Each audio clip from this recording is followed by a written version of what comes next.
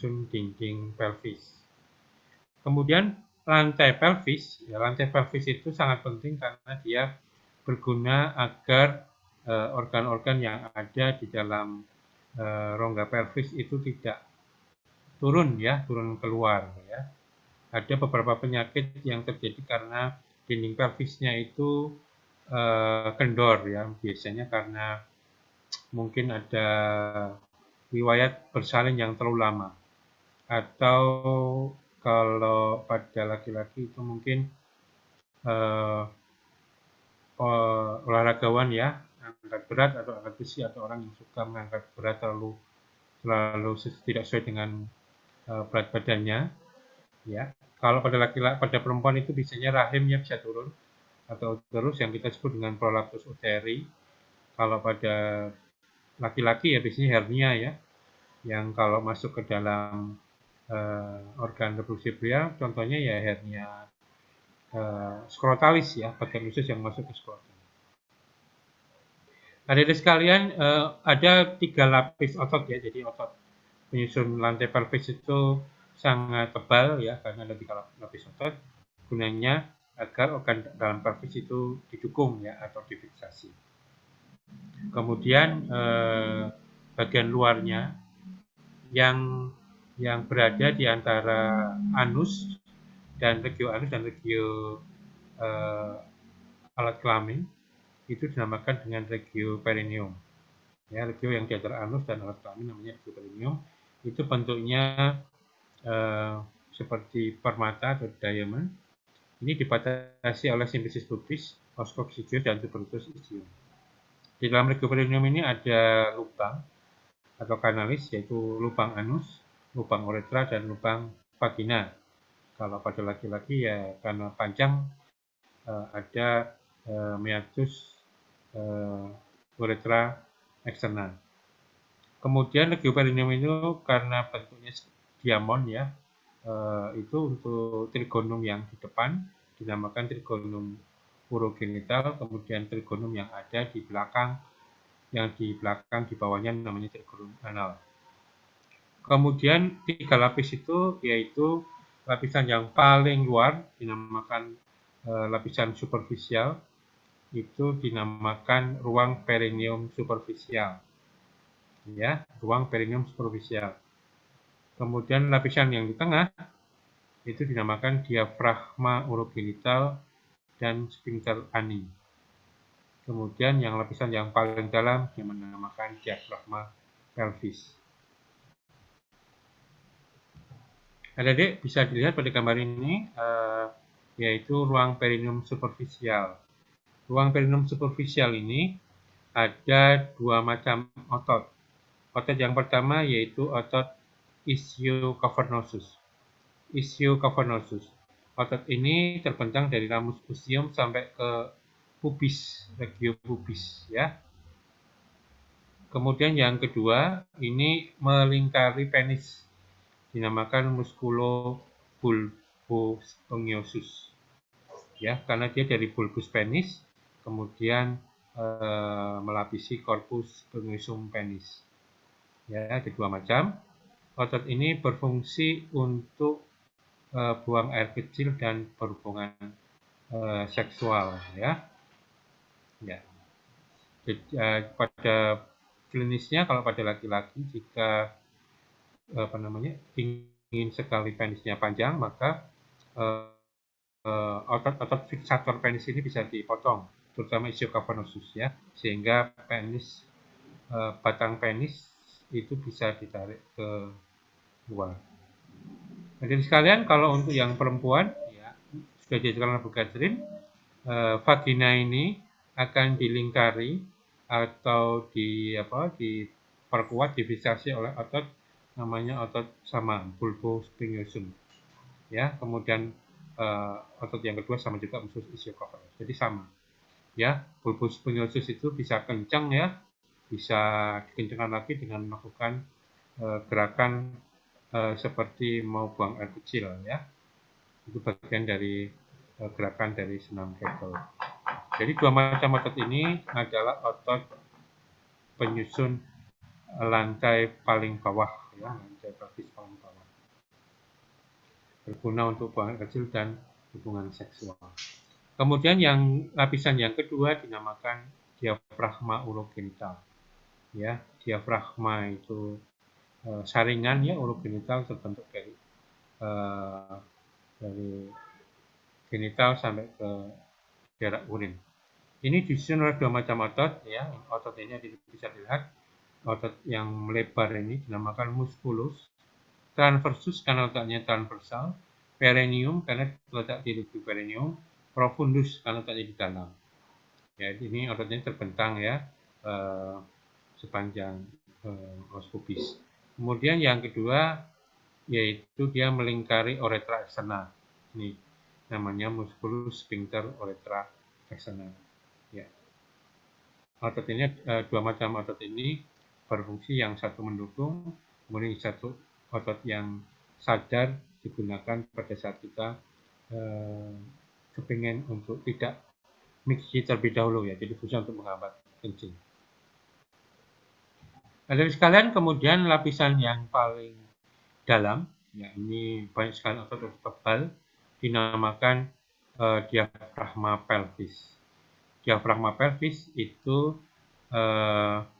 terbentuk oleh dua macam otot, yaitu musculus levator ani, ya, dia berguna untuk mengangkat anus, ya, dan yang kedua yaitu musculus coccygeus. Ya, musculus coccygeus ya, dia berorigo di coccygeus ya, kemudian berinsersi di pelvis.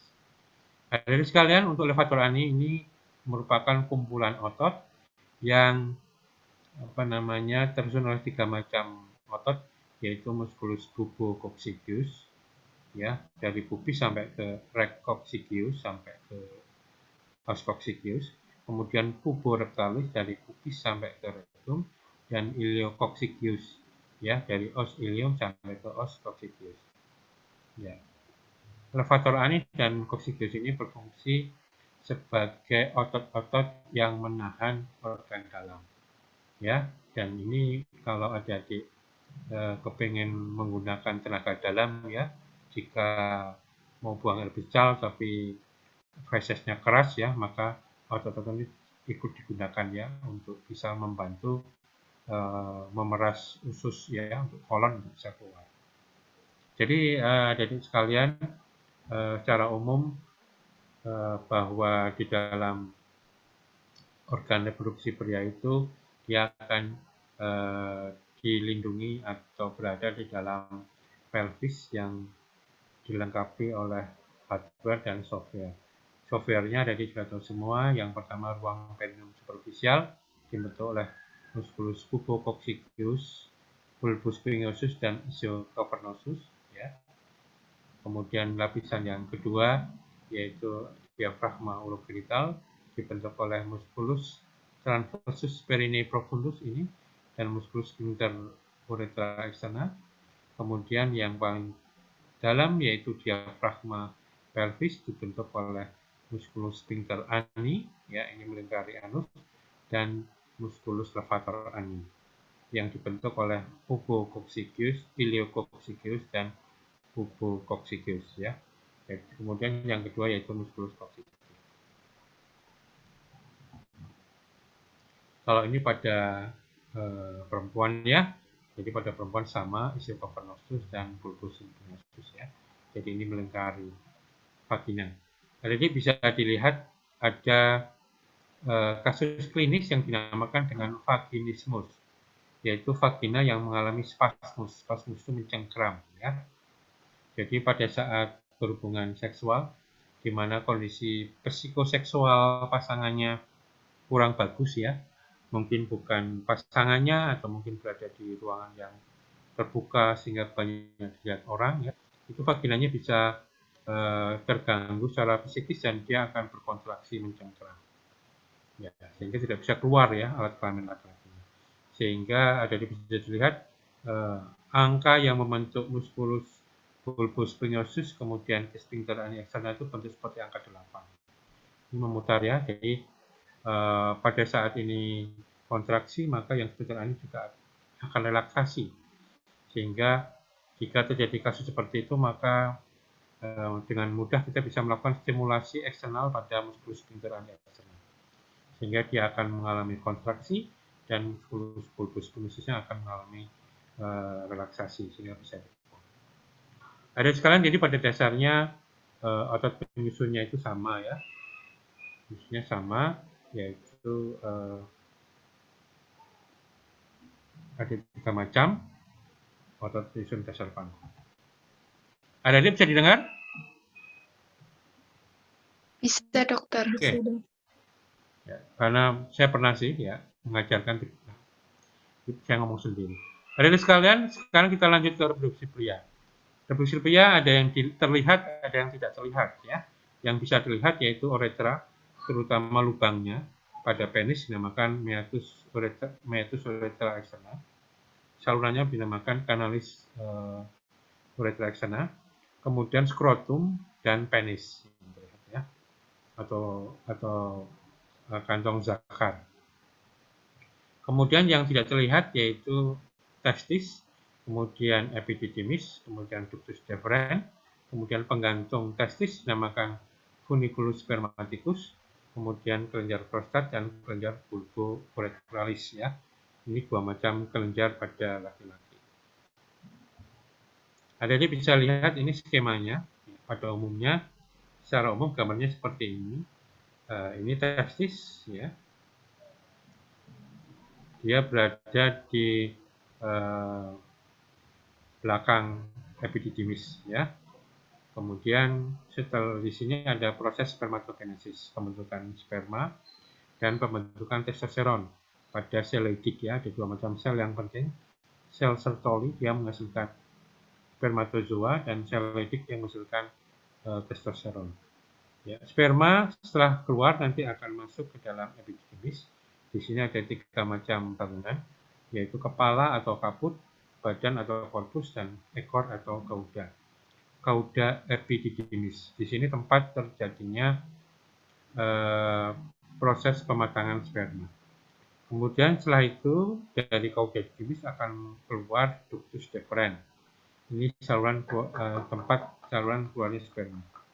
Ini panjang ya adik, dia berada di atas epididymis, kemudian di skrotum, kemudian masuk ke kanalis inguinalis, kemudian dia belakang vesika urinaria, masih di belakang di belakang vesika urinaria, nanti dia akan membesar dinamakan dengan ampula ductus deferens. Kemudian di bagian belakang ductus deferens ini ada bangunan yang dinamakan dengan vesiculus seminalis ya, vesiculus seminalis. Vesiculus seminalis ini akan menghasilkan cairan semen. Ya, kemudian dia bersatu dengan ampula ductus deferens akan membentuk ductus ejaculatorius. Ya, ductus ejaculatorius ya. Ductus ejaculatorius itu kemudian dia masuk ke dalam uretra pars prostatica ya, uretra pars prostatica. Ya, dari sekalian melanjut ke uretra ya. Uretra ada 3 macam pars. Ya, dia setinggi prostat dinamakan uretra pars prostatica. Kemudian ini kecil sekali, dia setinggi diafragma uregenital, ya, dinamakan dengan uretra pars membranosa. Kemudian ini di depannya, di depan otot musculus levator ani ada 2 macam kelenjar yang dinamakan kelenjar bulbo-uretralis. Kemudian ada sekalian pars yang ketiga dinamakan pars spongiusa. Jadi sekali lagi ada 3 macam bagian di uretra pada laki-laki, uretra pars prostatica, uretra pars membranosa, dan uretra pars spongiusa.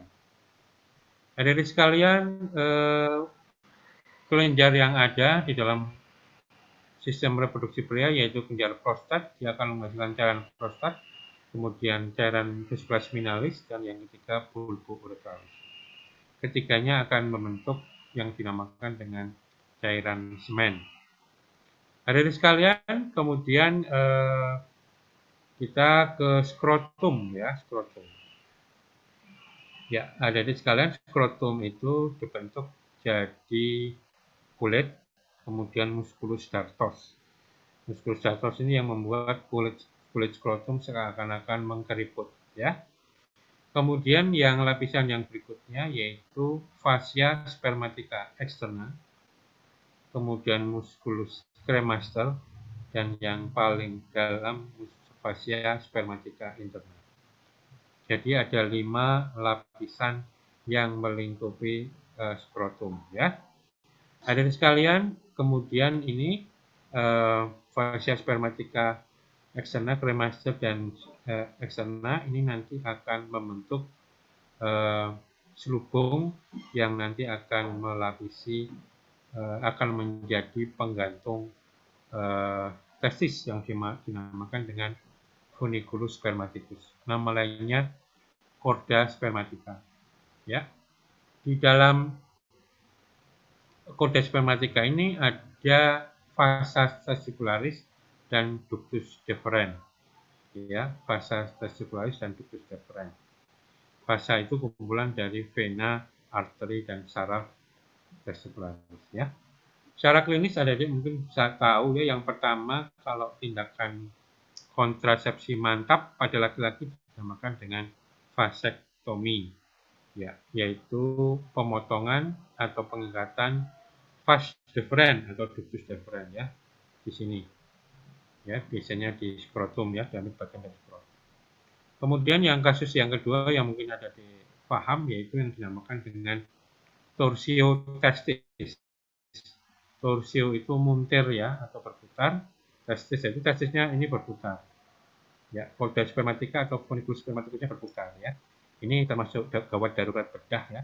Harus cepat diatasi, kalau tidak karena ada hambatan dari vaskularisasi dan inervasi dari testis, maka testis bisa mengalami iskemia sampai ke nekrosis.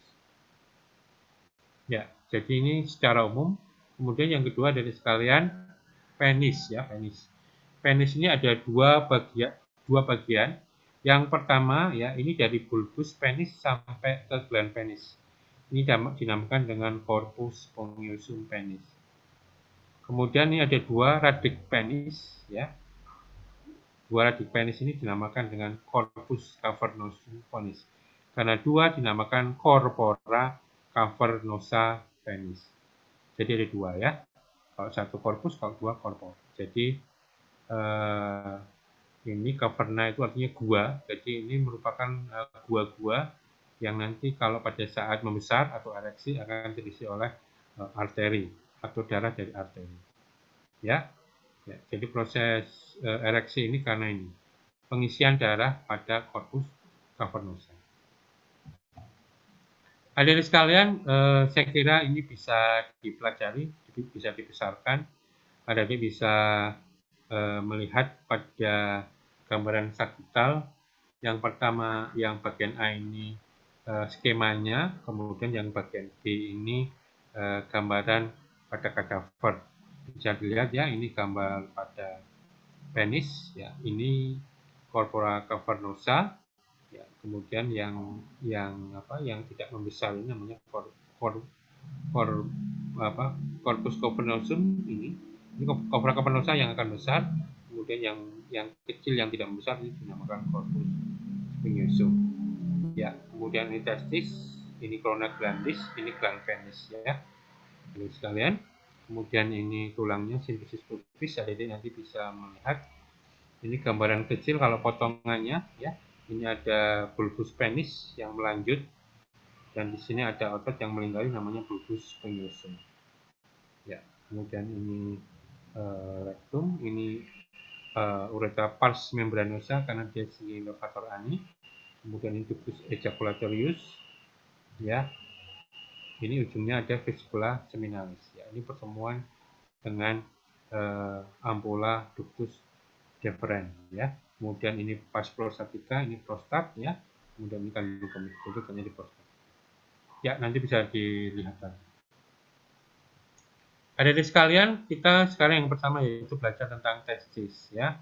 Testis dari bahasa Yunani orchis, ya. Jadi kalau radang namanya orsitis. Ini kelenjar ovoid setengah bulan, ya, setengah oval, tergantung pada skrotum dan merupakan kelenjar yang bersifat eksokrin dan endokrin. Eksokrin karena dia menghasilkan cairan keluar, ya keluar langsung, dinamakan yaitu sperma. Kemudian endokrin karena dia harus melalui pembuluh darah dan yang dikeluarkan hormon dan efeknya bisa ke seluruh tubuh, itu yaitu testosteron. Testis ini melekat pada jaringan pada skrotum dan digantungkan oleh funiculus spermaticus. Jadi bisa dilihat gambarnya ini banyak sekali lobulus-lobulus, ya. Ada lobulus-lobulus, di dalam lobulus ada tubulus seminiferus. Ini lobulus-lobulus, ya. Di dalam lobulus ada tubulus seminiferus yang berkelok-kelok, sangat berkelok-kelok, ya, sehingga lapangannya banyak, luas permukaannya lebar. Luas permukaan lebar sehingga memungkinkan testis itu bisa menghasilkan sperma, ya, spermanya bisa sampai puluhan juta. Ini gambaran histologisnya, nanti akan ketemu di histologis. Ada cara khas, ya, nanti akan menemukan yaitu sel Sertoli. Ini di antara ini tubulus seminiferus. Ini diantaranya ada sel Sertoli. Kemudian di tepi-tepi dari tubulus seminiferus ada yang di sini namanya sel Leydig yang di antara tubulus seminiferus. Kemudian yang di dalam tubulus seminiferus itu sel Sertoli. Ini yang menghasilkan sperma. Ya. Sel Leydig ini menghasilkan testosteron. Ya. Hadirin sekalian, ini morfologinya oval, kemudian dia mempunyai dua bangunan yang atas dan bangunan yang bawah. Kemudian dia menghadap samping dan menghadap bagian tengah. Kemudian dia punya dataran yang depan itu cembung, ya. Kemudian yang belakang itu datar. Ya. Hadirin sekalian, struktur kulitnya, yang bagian dari yang terluar itu dinamakan tunica vaginalis propria lamina visceralis. Ya. Jadi testis itu dilapisi yang pertama ini, yaitu tunika itu lapisan, vagina itu sarung, ya, propria itu proper, ya, umumnya, lamina itu lapisan, visceralis. Lanjutkan dari peritoneum. Peritoneum melanjut ke testis, ya. Jadi makanya orang kalau terkena testisnya maka perutnya menjadi nggak enak, ya, senep gitu, ya, karena lanjutan ke peritoneum. Kemudian lapisan yang kedua yaitu tunika albuginia bagian dalam. Ini melanjut ke dalam testis, ke dalam bagian-bagian dalam testis yang dinamakan dengan septula testis. Kemudian mediastinum testis yaitu daerah di bawah margo posterior, di bawah testis yang tidak ditembusi oleh septula testis. Ya, mestinya tidak ada tubulus seminiferus. Hadirin sekalian, di dalam parenkim testis itu bangunan-bangunannya yang pertama yaitu tubulus seminiferi contortus, di sini akan dihasilkan sperma. Kemudian sperma akan masuk ke tubulus seminiferus rectus, kemudian menjadi testis, kemudian caput epididymis dan ke ductuli efferentes testis. Mungkin saya ulang lagi adik-adik sekalian. Ini lapisannya, ya, lapisannya yang paling luar tunica vaginalis, lanjutan dari proprium, ya. Kemudian tunica albuginia bagian dalam, ya, ini melanjut menjadi septula testis. Kemudian ini bangunan yang dinamakan dengan mediastinum testis, ya, yang bagian yang tidak dilapisi oleh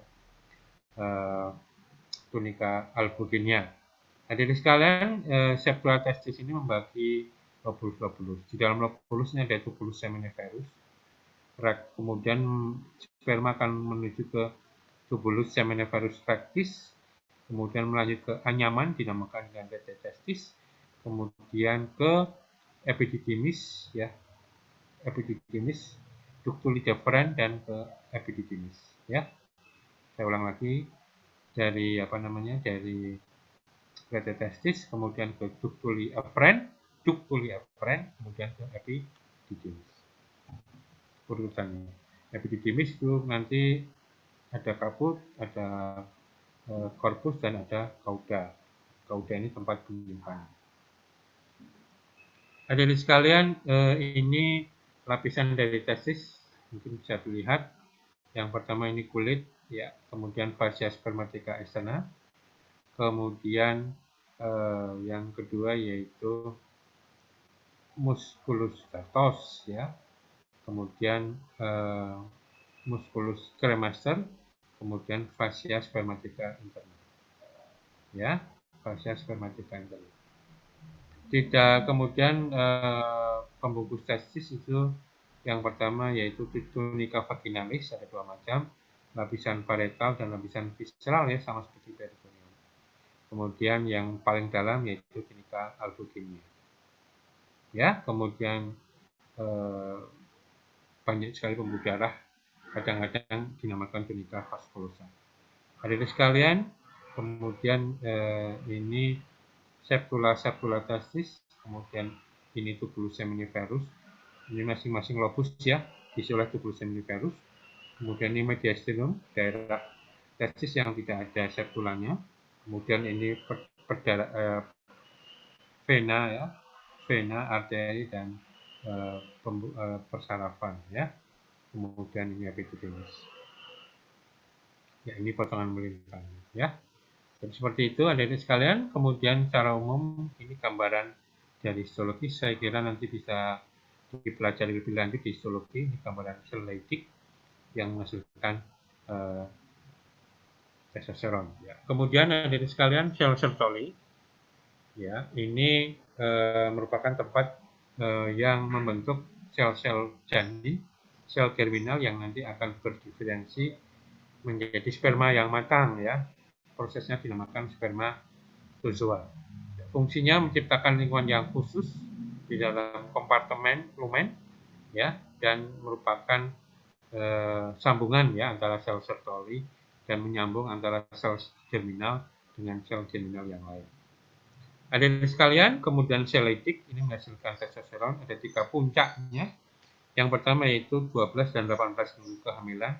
Ini untuk membantu proses organogenesis, ya, apakah menjadi laki-laki atau perempuan. Kemudian 2 bulan kelahiran, ini nanti proses terjadinya penurunan testis ke dalam skrotum, ya. Jadi testis itu pada awal-awal kelahiran itu masih letaknya di dalam perut. Ya, karena suhu di dalam perut itu lebih tinggi 1 derajat Celcius, maka testis tidak akan kuat, ya. Proses spermatogenesis itu akan lemah karena tidak tahan terhadap panas, sehingga akan turun bantuan hormon testosteron turun ke dalam skrotum. Prosesnya dinamakan dengan descensus testiculorum atau proses turunnya testis ke dalam skrotum, ya. Ya, kalau gagal termasuk kelainan genetik, ya, dinamakan dengan undescensus testiculorum. Ya, kemudian pada dekade ketiga ini umur 30-an, ya, ini maksimal sekali, ya.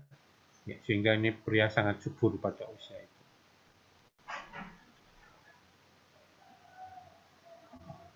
Adik-adik sekalian, untuk testis, ya, ini tidak ada inervasi somatik, ya, jadi tidak ada membawa sensor sakit, ya. Jadi yang membawa sensor sakit itu lebih banyak ke kulitnya. Kemudian secara otonom, ya, secara otonom itu diurus oleh nervi intermesenterica dan plexus renalis. Saraf ini mengikuti arteri testicularis, ya.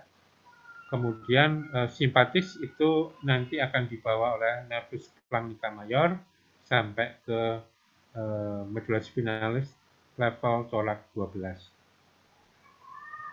Kemudian parasimpatiknya itu diurusi oleh vertebra sacralis 2 sampai 4. Hadirin sekalian, dia akan diberi darah oleh arteri testicularis yang masuk melalui mesorhium atau funiculus spermaticus, dan ini berasal dari pembuluh darah yang besar, dinamakan dengan aorta abdominalis, ya, cabang, ya. Aorta abdominalis ini letaknya di belakang arteri renalis dan bersama dengan funiculus spermaticus ada di dalam canalis urinalis. Ya, ini maksudnya yang ada dalam canalis urinalis itu arteri testicularisnya. Ya. Hadirin sekalian, di dalam di dalam masuk ke dalam testis, arteri testikularis itu akan bercabang menjadi tiga, yaitu testicularis spermatica externa, kemudian arteri deferentialis yang akan memperdarai vas deferens, dan arteri spermatica externa yang nanti akan memperdarai musculus cremasterika, karena ini merupakan otot skelet ya. Hadirin sekalian, di dalam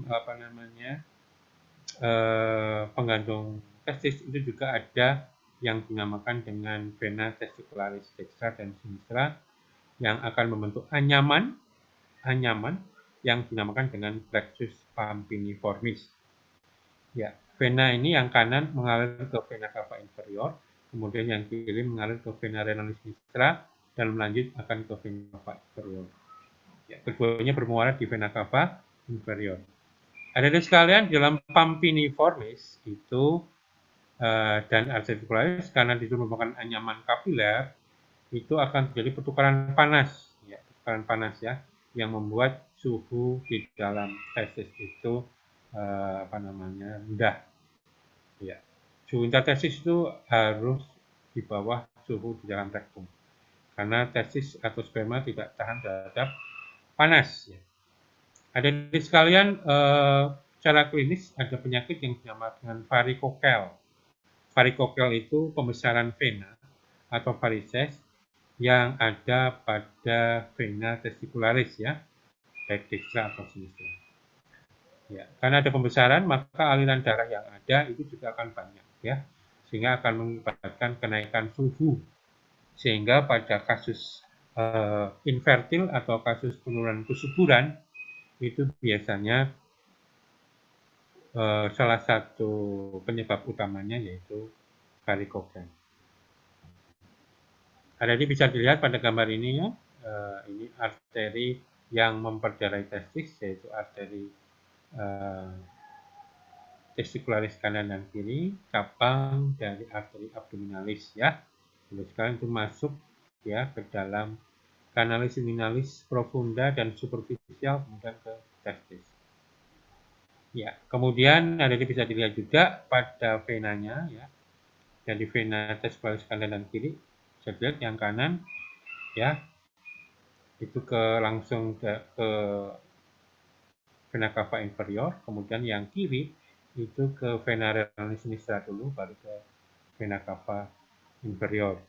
Ya, jadi bisa lihat juga venanya itu juga masuk ke kanalis seminalis profunda dan superficial, kemudian membentuk plexus pampiniformis dan ke testis. Ya, hadirin sekalian, ini gambar yang sebelah ini ingin menunjukkan adanya anyaman-anyaman ya, plexus pampiniformis. Ada dua macam kelompok anterior dan kelompok posterior. Ya, kelompok anterior dan posterior. Dan di sini ada bisa lihat selalu bersama dengan arteri testicularis ya. Jadi bisa dilihat di sini juga akan ada vas deferens ya, cabangnya masih ingat yaitu vasa deferentialis, kemudian juga ada limfe ya, ini ada limfe yang memberi cairan di dalam testis. Kemudian ini persarafan inervasi ya, ini limfonodia itu periaortik dan paraortik. Hadirin sekalian, sekarang kita menuju ke vas deferens. Ya, ini vas deferens. Ya, setelah ke ductuli efferent, ya, itu nanti ke epididymis. Ya, sorry, ini epididymis ya, epididymis. Epididymis ada dua macam, ada di sekalian, yaitu kaput, kepala, kemudian badan atau korpus, dan yang terakhir cauda. Ya, ini sangat berlipat-lipat, ya, merupakan jalur sperma dari ductuli efferent ke vas deferens ini melewati. Ya, kaput ini akan mendapatkan sperma, kemudian akan dimatangkan di dalam cauda epididymis. Pada gambar ini Anda bisa melihat ada suatu anomali ya, ada suatu gambar anatomis yang mungkin berbeda. Ya, kadang-kadang ditemukan ya suatu saluran ya, yang dinamakan dengan ductuli aberrans inferior ya, kadang-kadang ada. Hadirin sekalian, kalau diabetes ya, ini kemudian melanjut ke ductus deferens ya. Kalau yang vas deferens ini berlipat-lipat. Ini otot polos ya, pada saat ejakulasi nanti akan berkontraksi dan disimpan dalam kauda selama 18 jam sampai 20 hari ya. Jadi adik sekalian, terutama yang laki-laki, nggak usah terburu-buru untuk dikeluarkan ya, karena sperma itu bisa disimpan lama. Bagaimana kalau nggak dikeluarkan? Nggak apa-apa. Nanti kalau umurnya sudah waktunya mati, nanti akan direabsorpsi ya oleh epididymis. Ya, jadi bisa lihat ini gambarnya ductus deferens ini panjang, ini dari testis, nanti bisa dilihat kalau pas praktikum anatomi ya. Ini kolektometrika, ini penis, ini testis ya, ini skrotum ya, bisa dilihat panjang ya. Ya ini sorry. Ya, ini ada di sekalian, ini ductus deferens ini sebenarnya panjang ya, lurus sampai 30-an senti ya. Ini nanti naik skrotum ya, dari skrotum kemudian masuk ke abdomen melalui kanal seminalis ya, superficial dan profunda, kemudian dia menyelangi kantong kemih ya, kemudian di dinding belakang vesicularia nanti akan membentuk ampula, kemudian bergabung dengan ductus dari vesicula spinalis membentuk ductus ejaculatorius ya. Ya, jadi pada saat nanti sperma keluar itu harus ada rangsangan ya. Rangsangan itu berupa cairan semen yang alkalis sehingga pH-nya naik, spermanya bergerak. Hadirin sekalian, karena panjang maka dia, maafnya nanti diganti panjang ya. Maka dia menjadi 5 pars ya. Ya, pars yang pertama dia yang ada di dalam tunica vaginalis, namanya pars tanpa selubung dalam tunica vaginalis. Kemudian dia dalam skrotum dinamakan pars skrotal. Kemudian dia di dalam inguinalis dinamakan divisi inguinalis. Kemudian di dalam pelvis dinamakan pars retroperitoneal. Kemudian pars yang membesar kemudian pars ampula. Kemudian secara histologis dibagi menjadi 3 macam lapisan. Lapisan luar, lapisan otot, dan lapisan bagian dalam. Ya. Jadi bisa dilihat ya, ini gambaran dari ductus deferens, ini epididymis ya. Bisa dilihat ini kauda, kemudian menjadi epididymis. Hadirin sekalian, untuk arterinya dia mendapatkan darah ini dari arteri deferentialis yang merupakan cabang dari arteri vesicalis inferior.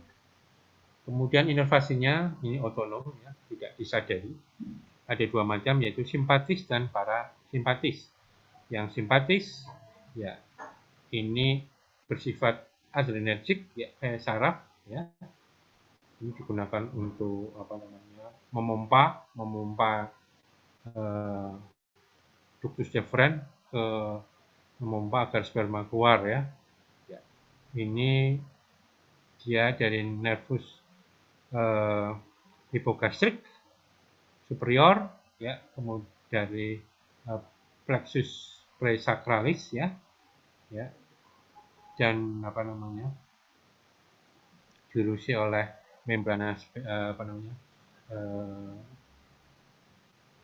medula spinalis ya, segmen 2, 3 sampai 4. Kemudian yang parasimpatis itu aktivitasnya sangat minimal ya, bahkan mungkin tidak ada. Jadi untuk yang simpatis itu nervi hipogastrik superior ya, dari plexus presacral dan diurusi terakhir di spinalis segmen sakral 2 sampai 4. Jadi sekalian sekarang kita ke penggantung sperma. Penggantung sperma sudah tahu semua namanya funiculus spermaticus. Ya, dibentuk pada dampak dari angulus atau cincin inguinalis lateralis. Ya, ini penting untuk proses turunnya sperma. Contohnya testis dinamakan descensus testiculorum. Adik sekalian, merupakan jaringan ikat ekstraperitoneal di luar peritoneum, dan dia di dalamnya ada beberapa macam organ, yaitu ductus deferens, ya, kemudian arteri testicularis, kemudian plexus nervosus testicularis, kemudian limfa, dan arteri glenomasterica. Ya, ini merupakan bagian yang ada yang digantungkan oleh funiculus spermaticus. Ya. Adik sekalian, untuk ruang-ruangnya yang ada yaitu cavum peritoni, kemudian masuk ke cincin angular sinus lateralis, kemudian masuk ke canalus inguinalis, kemudian ke cincin angunalis inguinalis media, kemudian ke cavum scrotum. Ya, ini letaknya di luar abdomen atau ekstra abdomen. Ya, adik sekalian, ini gambaran skemanya. Ya. Gambaran skemanya pada potongan pembungkus, ya, potongan pembungkus pada testis, ya. Ya, ini fascia spermatica externa, musculus premaster, fascia spermatica interna, ya. Jadi ini secara umum bisa lihat di antara fascia externa dan premasterika kita bisa mendapatkan nervi ilioinguinalis dan limfe, ya. Kemudian di antara fascia musculus premaster dan fascia premasterika interna, adik bisa menemukan organ-organ, contohnya arteri vena premasterika dan nervi genitofemoralis, ya, cabang dari nervi genitalis. Kemudian di dalamnya adik bisa menemukan arteri vena, kemudian saraf, simpatis, kemudian limfatik, ya, dari para organ. Kemudian pada potongannya adik bisa menemukan vas deferens, arteri vena deferens, limfa, ya. Dan ini secara umum seperti itu. Adik sekalian, untuk arteri, vena, dan nervi dari penggantung testis, yang pertama untuk arterinya, yaitu diurusi oleh 3 macam arteri, yaitu arteri spermatica interna, spermatica externa, dan arteri ductus deferens. Ya, spermatica externa seperti diketahui merupakan cabang dari aorta abdominalis, ya. Kemudian keluar dari abdomen melalui cincin inguinalis, kemudian dia akan memperdarai epididymis dan testis. Kemudian yang eksterna, ini cabang dari arteri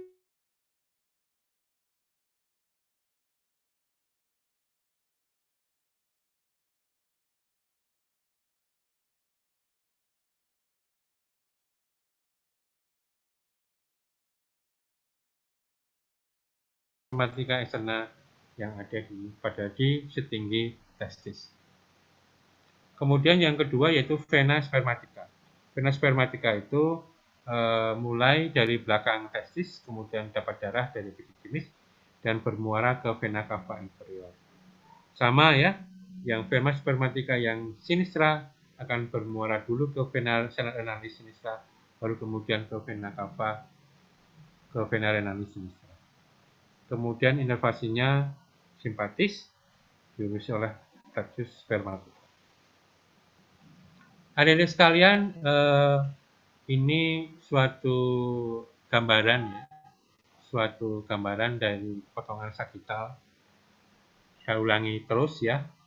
Ya, untuk skrotum itu kulit, musculus dartos, ya, kemudian fascia spermatica externa, fascia spermatica, kemudian musculus cremaster, fascia spermatica interna. Ya, kemudian peritoneum. Jadi bisa melihat, ya, musculus dartos ini akan melanjut ke fascia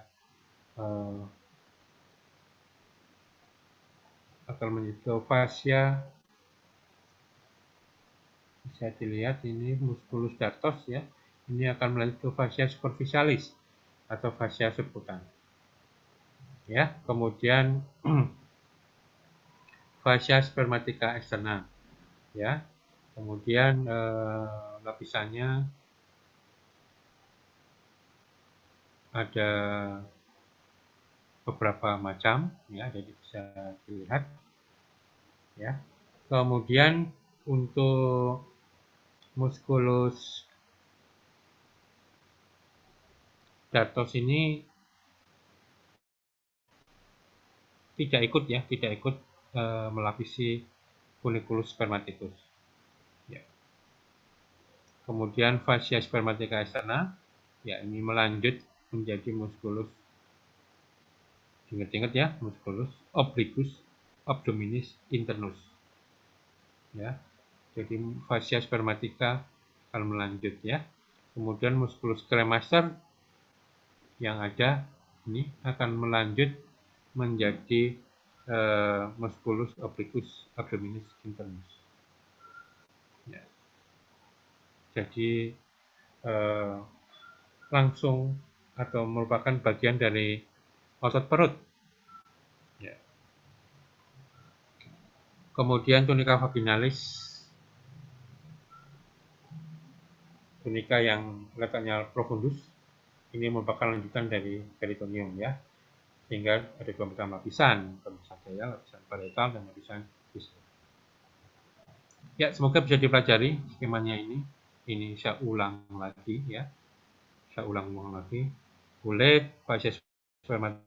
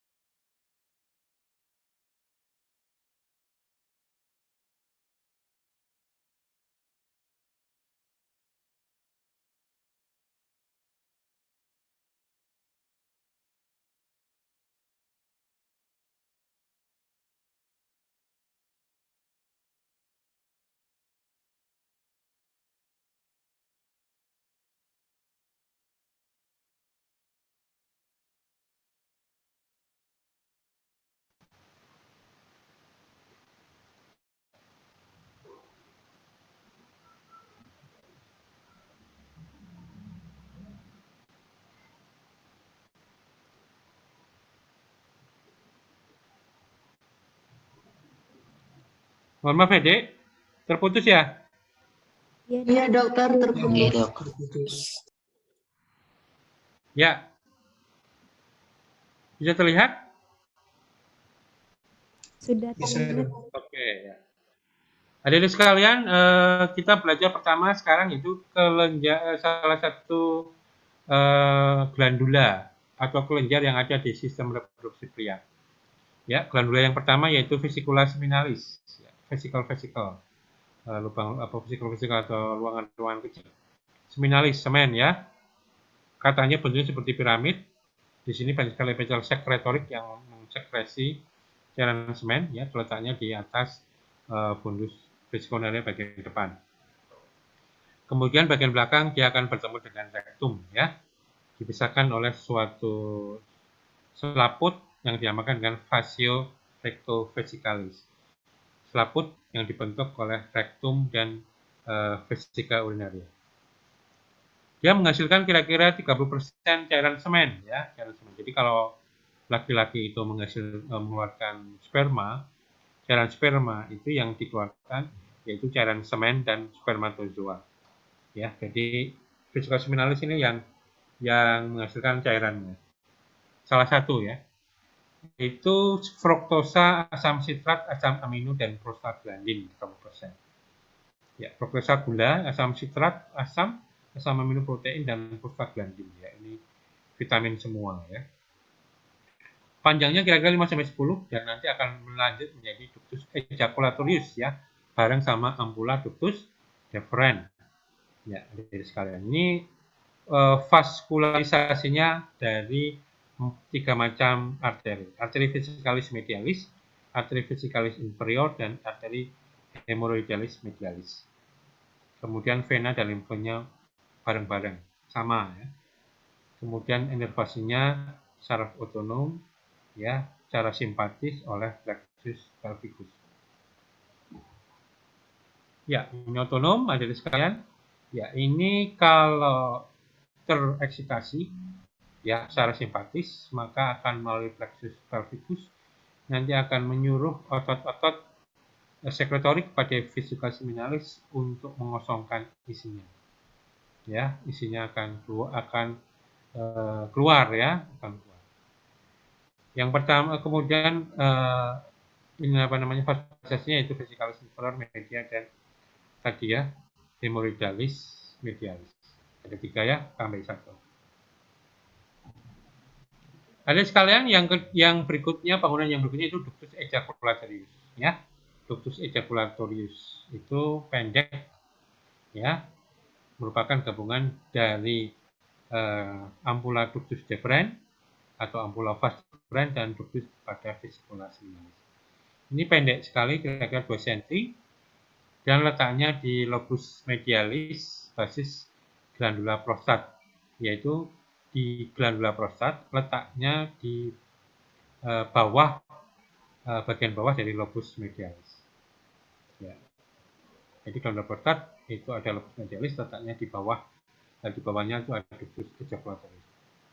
Berjalan ke depan ke bawah ya, dari utriculus prostaticus. Utriculus prostaticus itu suatu membrana mukosa yang ada di prostat, ya, ada gambarnya, dan akan berakhir di tepi dari utriculus prostaticus. Adik-adik, ini gambaran secara umum ya dari kadaver ya, kadaver pada sistem reproduksi pria ya. Yang akan digambarkan di sini, adik-adik sekalian, ini memang perlu dipotong ya, perlu dipotong untuk bisa menunjukkan. Yang penting yaitu yang pertama 4 ini ya, 4 ini ampula ductus deferens ya. Kemudian yang nomor 5 ini ductus ejaculatorius. Kemudian yang ini vesicula seminalis ya, adik sekalian. Ujungnya mestinya ya ductus vesicula seminalis. Yang ditunjuk ya, ini masuk ke dalam bagian dari prostat. Bagian dari uretra ya, uretra pars membranosa. Ya, ini maksudnya ke uretra, caranya masuk ke uretra. Tapi menembusnya ke prostat. Jadi sekalian, kemudian nomor 5. Nomor 5 itu kelenjar prostat. Kelenjar prostat itu piramid ya. Ini piramid katanya. Kadang-kadang di orang lain menyebutkan seperti kacang golok ya. Kadang-kadang atau konus terbalik ya, konus terbalik itu. Tempat es krim yang terbalik. Merupakan kelenjar fibromuskular terbentuk oleh fibrus dan muskular, fibrosa dan muskular, ya. Dan kelenjar jadi 3 macam menyusunnya. Kelenjar, fibros dan muskular. Kemudian dia dikelilingi oleh uretra pars prostatica. Uretra setinggi prostat namanya uretra pars prostatica. Di sini memproduksi hampir sama seperti tadi apa? Vesicula seminalis, asam fosfatase, fibrinolysin, asam sitrat, amilase, kemudian protein spesifik antigen ya, ini kalau membesar, kalau tinggi kita menduga adanya kanker pada prostat, kemudian prostaglandin. Ya, jadi mungkin ada informasi aja kalau prostaglandin keluar itu biasanya akan timbul rasa enak ya, mungkin pada saat orgasme akan ada prostaglandinnya. Kemudian homolog ya pada perempuan yaitu kelenjar parauretralis skin. Ini homolog. Asal embriologisnya itu sama pada perempuan ini. Kemudian ini beratnya 3 gram. Kira-kira 3 gram ya. Kalau membesar artinya yang lebih berat. Kemudian lebarnya 4 cm, yang 3 cm tebal 2 cm. Kemudian dibagi menjadi 2, 3 ya. Apex bagian puncak, basis bagian bawah, dan 3 wajah menghadap. Ya, menghadap ke depan, menghadap ke belakang, dan menghadap ke inferolateral, bawah samping. Ya, bawah samping. Jadi dia mempunyai 3 macam wajah. Adik sekalian, kalau dilihat pada gambar ini, adik bisa melihat bahwa prostat itu letaknya di pelvis bagian bawah, rongga pelvis bagian bawah, di bawah vesica urinaria, kemudian di atasnya diafragma urogenital, ya, diafragma urogenital ya. Ya, diafragma urogenital itu hanya dia yang membatasi ini kantong kemih ya, kantong kemih. Kemudian dia letaknya di pars inferior symphysis pubis, bukan belakangnya symphysis pubis, dan dia di depan ampula recti, ini ampula recti. Ya, ampula recti. Ada dilihat seperti itu. Kemudian dia difiksasi atau difiksir kanan kiri oleh musculus levator ani, otot dasar panggul yang paling dalam. Ya, adik sekalian, ini saya berikan teorinya, adik sekalian. Yang pertama apex atau puncak. Apex pada prostat itu menghadapnya ke bawah, ya, menghadapnya ke bawah, ya. Dia terletak pada pars superior diafragma urogenital. Ini diafragma urogenital. Ya. Letaknya di atas pars diafragma urogenital. Kemudian basis, ini basis, dia menghadap ke atas. Ini secara struktur merupakan lanjutan dari kolom VU ya, secara struktur akan melanjut kolom VU ya. Dan batasnya ini ada batasnya, ini batasnya ada suatu sulcus dinamakan sulcus circularis. Jadi ini secara struktural melanjut ya, melanjut ke prostat, basis prostat. Kemudian fases anterior, bagian depan, dia cekung ya, cekung, kemudian 2 cm di belakang symphysis pubis. Ya. Kemudian dia dipisahkan oleh ruang yang dibentuk antara rektum dan pubis, ya, dinamakan retropubika. Nah ya, retropubis di belakang pubis ya. Ini namanya ruang spatium retropubica tracheus. Ya, ini fases anterior. Kemudian fases posterior, bagian wajah yang menghadap bagian belakang. Ya, ini luas, kemudian datar, relatif datar di depan ampula recti. Ya, kemudian dia dipisahkan, ya, dengan peritoneum dipisahkan dengan ampula recti oleh suatu bangunan yang dinamakan dengan fascia denon filias. Fascia denon filias ya, yang memisahkan. Adik sekalian, ini bisa dilihat ya. Ini gambar yang ini yang numpang ini fases posterior. Ya, ini dibagi oleh sulcus transversus ya menjadi 2 macam bagian. Bagian yang atas yang lebih kecil dinamakan lobus medius dan bagian bawah yang lebih lebar dinamakan lobus lateral. Lobus lateral itu dipisahkan oleh sulcus medianus posterior menjadi 2 lobus lateral kanan dan lobus lateral kiri. Ya, kemudian di sulcus transversus itu di tepi-tepinya ini ada lubang ya, lubang yang dinamakan dengan meatus ductus ejaculatorius. Jadi lubang pada ductus ejaculatorius itu masuk melalui bagian dari sulcus transversus ya, yang memisahkan lobus medius dan lobus lateral. Kemudian fases inferolateral, ya, fases yang bagian bawah samping, itu merupakan serabut ya, itu merupakan wajah yang menghadap ke serabut anterior musculus levator ani. Dan serabut anterior ini kadang-kadang dinamakan dengan musculus levator prostat. Hadirin sekalian, kemudian setelah kita belajar tentang fasies bagian, kita belajar tentang lobus. Ya, yang pertama yaitu lobus anterior. Ini lobus anterior pada prostat. Ini terdiri dari jaringan ikat, ya, jaringan ikat non glandular. Ya, jadi isinya hanya jaringan ikat sehingga dinamakan dengan ismus. Ini yang menghubungkan antara lobus lateral kanan dan lobus lateral kiri. Ya, Kemudian lobus posterior, ini bagian belakang. Ini letaknya di belakang dari lobus ejaculatorius dan lobus media, dan ini menghubungkan lobus juga menghubungkan lobus lateral kanan dan kiri. Ya, menurut systematic review bahwa lobus posterior ini lokasi yang paling umum adanya CA prostat, kanker prostat. Kemudian yang kedua yaitu lobus media. Ya, dia letaknya di belakang depan ureter, ini ureter ya, belakang depan ureter. Kemudian basisnya dia akan menekan apex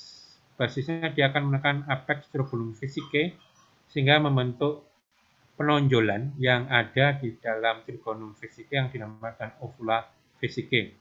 Ya, adik-adik mungkin masih ingat ya, di dalam vesiconalia itu ada bagian yang menonjol seperti segitiga dinamakan trigonum vesicae, dan penonjolannya itu dinamakan ovula vesicae. Itu merupakan bagian dari basis prostat, basis lobus media yang menekan vesiconalia. Kemudian bagian dari lobus media yang menekan ureter itu dinamakan dengan crista uretra, nama lainnya verumentorium ya, menonjol ya. Ya, ada di sekalian. Kemudian bagian lateralnya kanan dan kiri ini ya, ini tadi sudah saya sampaikan, dipisahkan oleh sulcus medialis posterior dan letaknya di belakang bagian belakang prostat ya, pas posterior ini. Ya, adik-adik sekalian, ini merupakan tempat yang umum terjadinya adenoma ya, atau BPH. Adik-adik sekalian, kemudian struktur pada di dalam prostat mungkin sudah tahu semua, yaitu yang pertama yaitu uretra pars prostatica, uretra yang ada setinggi prostat. Kemudian ductus ejaculatorius ya, masuk ke dalam masuk ke uretra, menuju ke uretra ya, yang letaknya merupakan saluran prostat dari kelenjar dan letaknya di belakang samping lobus media. Kemudian yang kedua yaitu utriculus prostatica ya. Ini suatu kantong mukosa kira-kira 6 cm. Ini lanjutan dari pars prostatica ya, yang letaknya di belakang lobus media. Jadi di dalam prostat ada di dalamnya bisa menemukan 3 macam struktur. Kemudian bungkusnya ada di sekalian. Prostat itu dibungkus oleh 2 macam, yang normal dibungkus oleh 2 macam, yaitu true kapsul atau langsung melekat, merupakan pemadatan dari jaringan fibrosa, ya, jaringan fibrosa. Kemudian yang kedua kapsul palsu, ini kapsul palsu, ya, ini merupakan lanjutan dari fascia pelvis. Ini membentuk atau membungkus prostat dan kandung kemih menjadi satu kompartemen ya, atau satu bagian. Kemudian kalau ada tumor pembesaran baik adenom kanker, maka bagian-bagian pinggir itu akan tersekan ya, sehingga akan membentuk kapsul ya, kapsul patologis atau kapsul surgikal. Saya kebetulan belum menemukan gambarnya ya. Adik-adik sekalian, sebagai catatan, di antara kapsul asli dan kapsul palsu itu dilewati atau terdapat vena yang dinamakan plexus vena prostatica. Ya, ini berbeda ya dengan dengan kelenjar suprarenalis ya, berbeda dengan ginjal ya. Pada ginjal itu true kapsul dan false kapsul itu di dalam tidak ada anyaman vena. Hadirin sekalian, prostat akan dipertahankan atau difiksasi oleh 3 macam bangunan. Yang pertama yaitu diafragma urogenitalis, ini memfiksasi melekat pada apex dan kapsul palsu. Kemudian ligamentum puboprostatica, ada 2 macam. Yang medial itu mengikat apex, yang di lateral mengikat pada basis. Ya, ini terbang dari kapsul palsu sampai ke oskopis ya. Kemudian yang ketiga yaitu fascia denonfiliar. Ya, ini septum yang membatasi ya antara prostat dan ampela rekti dan terbentang dari spatium rectovesica sampai ke corpus perineum. Ada sekalian, prostat ini menyumbang cairan semen yang paling banyak, ya paling banyak sebenarnya ini. Mohon maaf ini kurang ya, paling banyak. Kemudian secara umum susunannya 50% merupakan kelenjar sekretorik, kemudian 20% jaringan ikat dan otot 25%. Ya, jadi sekalian fungsinya kalau keluar ya, ini akan mengeluarkan cairan seperti susu ya, alkali dan berbau khas seperti pohon akasia. Ya, pohon akasia. Jadi kalau ada di suatu saat kepingin jalan-jalan di Fakultas Kedokteran UGM, itu di kanan kirinya itu sebelum masuk ada pohon akasia. Dan itu tidak jelas apakah itu bau pohon akasia atau bau sperma yang ada ya, nggak jelas. Baunya sangat khas ya. Mungkin laki-laki sudah paham, sudah hafal baunya. Ya, fungsinya itu apa, Dek? Fungsinya untuk menaikkan pH pada vagina. Jadi vagina itu pH-nya asam ya, sangat asam ya, sehingga kalau hewan masuk akan mati ya, sehingga sperma juga masuk akan mati kalau tidak ada bantuan dan sperma. Yang kedua akan melumasi selama hubungan seksual ya, jadi tidak timbul lecet. Jadi keluar dulu baru akan terjadi proses hubungan intim ya. Jadi seperti itu, ada sekalian. Jadi dua kelenjar yang utama yaitu kelenjar vesicularis dan prostat. Ya. Jadi sekalian ini gambar histologisnya bisa dilihat ya. 50% kelenjar, 20% jaringan fluid, 20% jaringan otot. Ya. Ini uretra, gambarnya seperti ini. Ya, ini uretra pas, prostatika. Ya, kalau secara histologis, secara skema ini ada gambarnya dari sekalian. Ya, ini ismus, kemudian true kapsul, kemudian false kapsul, fascia prostatika, kemudian ada dua macam zona yang di luar itu dinamakan dengan inner zone ya. Inner zone itu di sini ciri khasnya secara histologis kita menemukan glandula prostatika yang cabangnya banyak dan lebih luas. Ya. Secara systematic review, zona inner, zona luar, outer ini banyak merupakan tempat yang CA prostat. Kemudian zona dalam itu inner zone itu lebih kecil, lebih sempit, ini lebih banyak kelenjar mukosa ya dan submukosa. Ini lokasi paling sering terjadinya hiperplasi prostat jinak ya, karena dia menekan ya. S2 sinus prostatica, yaitu kulit bulus sebelah. Oke. Hadirin sekalian bisa dilihat pada gambar ini. Yang pertama yaitu arteri diberi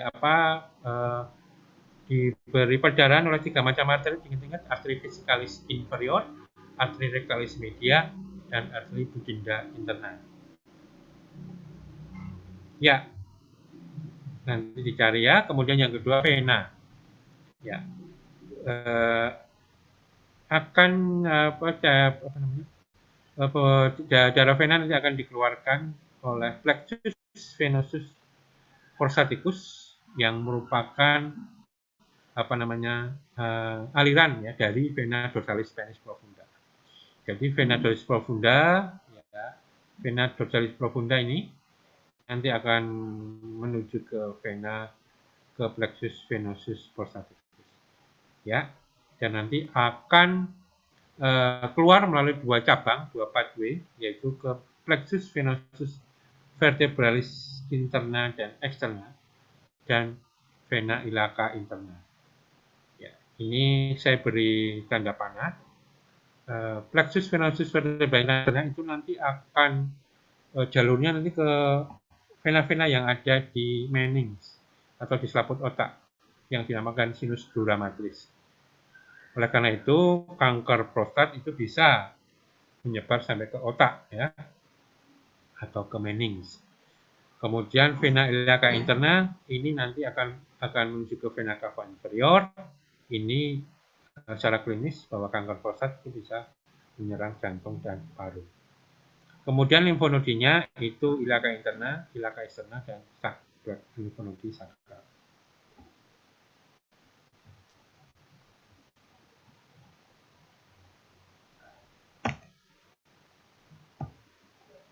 Kemudian inovasinya dari sekalian, mohon maaf ini banyak tipunya ya. Ini diurusi oleh untuk prostat, ini diurusi oleh otonom. Otonom itu oleh simpatis dan parasimpatis. Simpatis itu umumnya akan mensekresikan, yaitu plexus hypogastricus superior yang nanti akan naik ke atas ke level lumbal 1 dan lumbal 2 medula spinalis. Ini nanti akan bekerja di kelenjar pada prostat yang akan mensekresi cairan prostat. Kemudian parasimpatis itu melalui nervi splagnica pelvica major yang nanti akan bermuara atau berakhir pada medula spinalis level di tingkat sakral 2 dan 4 ya. Ini akan bekerja secara tidak terjadi untuk melakukan kontraksi otot polos. Jadi akan bekerja secara berlawanan. Adik-adik sekalian, secara umum gangguan prostat itu berubah-ubah ya besarnya menurut umur ya. Pada saat neonatus dia akan kecil, lebih banyak jaringan fibromuskulernya, kecuali pada bagian fibrus sudah mulai ada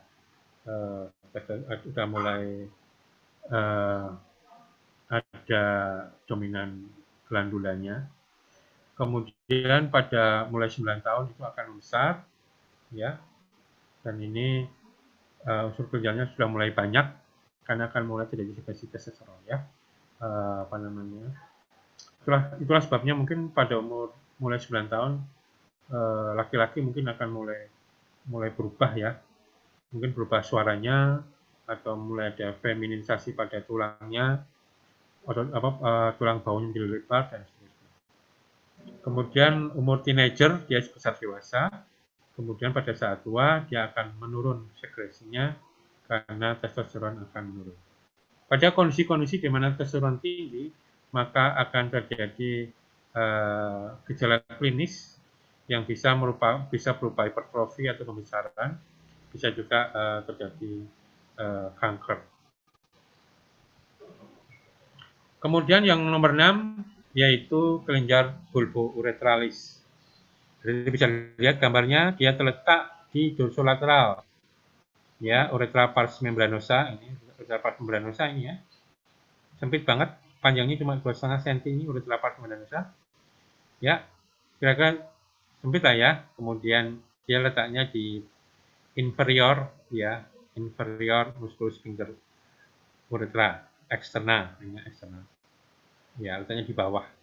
Ya, jadi dia letaknya di bawah. Jadi persis di bawah ya. Masih ingat ya, sphincter uretra externa merupakan bagian dari diafragma urogenitalis ya, bersama dengan musculus transversus perineae profundus ya. Ya, ini kecil, diameternya kecil juga, ini menembus ya, salurannya menembus dan bermuara di pupus. Jadi ini muaranya nanti akan bermuara pada uretra. Ini memproduksi sedikit banget ya, paling sedikit semen 5%. Fungsinya ada beberapa macam. Yang pertama untuk lubrikasi, yang kedua untuk membersihkan uretra dengan mengeluarkan asam neutralize, dan yang ketiga menurunkan keasaman vagina. Adik-adik sekalian, mungkin sudah pada semua pada saat seorang laki-laki akan melakukan hubungan seksual, maka sebelum sperma keluar, maka ada cairan yang keluar lebih dulu. Ya. Saya lupa bahasa Arabnya. Ya. Cairan ini yaitu cairan yang dihasilkan atau dikeluarkan oleh kelenjar bulbouretral. Jadi cairan ini keluar dulu sebelum cairan yang banyak spermanya keluar. Kenapa keluar? Karena dia berfungsi untuk menetralkan dulu uretra dari bakteri atau septik-septik yang lain ya. Jadi dinetralkan, disterilkan ya. Jadi kalau istilahnya kalau sperma mau keluar dulu, maka disiapkan karpet merahnya supaya bisa lancar. Nah, karpet merahnya itu dikeluarkan atau dihasilkan atau dilakukan oleh kelenjar bulbourethralis. Nah, jadi bisa melihat pada gambar ini ya, ini bagian dalam, ini bagian atas, ini kelenjar bulbourethralis. Ini ada bisa dilihat, ya, ini uretra, ya, ini masuk ke uretra ya. Ini bagian atas dari diafragma originalis. Kemudian ini di depannya ada musculus sphincter uretra externa. Kemudian yang bagian bawah yaitu musculus transversus perineal profundus. Jadi dia di bawah. Ya. Ini superior, ini inferior. Ya. Jadi di inferior, kira-kira di inferior lah di bawah belakang. Adik-adik sekalian, untuk nice dulu saja bahwa semen itu yaitu sperma dan cairan yang keluar ya, dari testis dan dari cairan seminalis. Oh ya, yang paling banyak ternyata vesicula seminalis. Ya, vesicula seminalis itu menyumbang 60%, prostat itu 30%, dan sisanya bulbourethralis. Kemudian tiap kali ejakulasi kira-kira 2-9 ml sperma. Dan jadi bisa dilihat cairan yang ada di vesicula seminalis dan prostat hampir sama. Ada antibiotik dan kemudian fruktosa ini bekal supaya sperma bisa bergerak ya karena isinya gula. Kemudian bulbourethralis ini buffer dan lubrikan dan antiseptik ya. Antiseptik. Ini ada bisa dilihat komposisinya paling banyak cairan plasma, kemudian sperma nomor 3 ya, kemudian lendir, kemudian cairan prostat. Ya, ini kira-kira 1 sendok teh, silakan nanti bisa diukur, dicoba apakah setiap kali ejakulasinya 1 sendok teh ya. Kemudian 1 sendok teh ini ada sampai ke 0,5 miliar sperma. Jadi adik-adik mahasiswa yang laki-laki nggak usah ragu ya, nggak usah takut. Walaupun kalian miskin, nggak punya apa-apa, tapi kalian adalah jutawan sperma. Oh ya, sama seperti kalau adik beli teh botol ya atau apapun ya, nutrisari atau apa-apa gitu ya, atau teh kotak itu biasanya ada fakta nutrisi ya, fakta nutrisi. Jadi ternyata sperma itu 10% sperma sisanya ini ada enzim, ada vitamin ya, ada gula ya, dan ini bisa dihasilkan dalam tempo 1-5 kali dalam sehari.